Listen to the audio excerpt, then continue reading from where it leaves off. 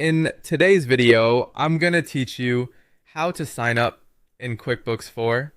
By the end, you'll have a brand new QuickBooks Online account set up and ready to go.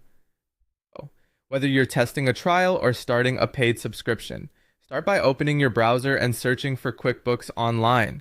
Make sure you're on the official Intuit website so you're in the right place. From the homepage, choose either Start Free Trial if you want to explore before paying, or Buy Now if you're ready to subscribe immediately. If you see regional options, select the one that matches your location to ensure pricing and features are accurate for your country. Next, choose the plan that fits your situation. Simple Start is great if you're just getting going and need the essentials. Essentials and Plus work well for growing teams that want features like bill management, time tracking, or inventory, depending on the plan. Advanced is designed for larger or more complex operations that need deeper controls and reporting. If you're unsure, start lower and upgrade later. QuickBooks makes that easy. When you're confident, click Select to move forward. You'll now create your Intuit account.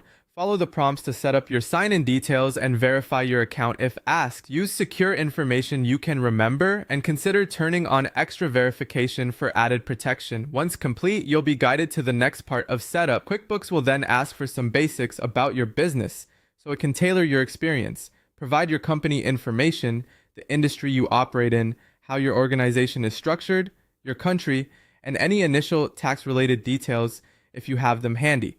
Don't worry if you're not sure about everything right now. You can usually update this later in your settings.